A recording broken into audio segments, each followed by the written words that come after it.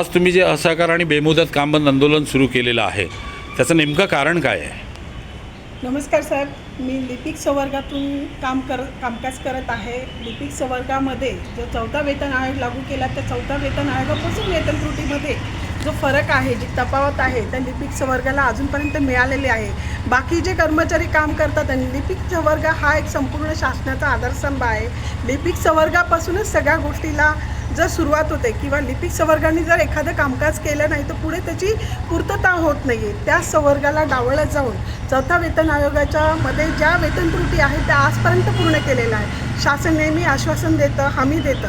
सगळे जर म्हणजे ग्रामपंचायत स्तरावर बघितलं, ग्रामसेवक संवर्ग बघितला, इतर टेक्निकल संवर्ग बघितला, त्या मानाने आमचं कामकाज आहे ते सकाळी 10 वाजल्यापासून संध्याकाळी 6 वाजेपर्यंत सुरू असतं.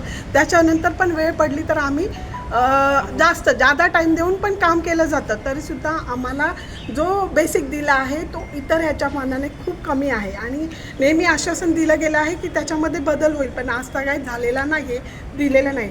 दुसरं जी पदोन्नती स्तर आहे आमचं ते सुद्धा कमी करण्याबाबत आम्ही वारंवार आंदोलनं केलेलं आहे. आमचं जी भूमिका आहे ती मांडलेली आहे, त्याचाही काय केलं नाही. जुनी पेन्शन जी आजताक सगळ्यांना 1 नोव्हेंबर 2005पासून जी जुनी पेन्शन बंद केली त्याबाबतही आम्ही आंदोलनं केलेली आहे. सरकारकडे मागणी केलेली, त्याचाही विचार केला जात नाही आहे. याबाबत आम्ही 16 तारखेपासून असहकार भूमिका म्हणजे काळी फीत लावून आम्ही कामं केलेले आहे. जिल्हाधिकारी कार्यालयाकडे निवेदन दिलेलं आहे, गट विकास अधिकारी साहेब यांच्याकडे निवेदन दिलेलं आहे. सरकारने याबाबतही निवेदन देऊनही आमच्याकडे दुर्लक्ष केलेलं आहे. म्हणून 23 तारखेपासून आम्ही सगळेजण असहकार भूमिका होऊन बेमुदत आंदोलन करत आहोत.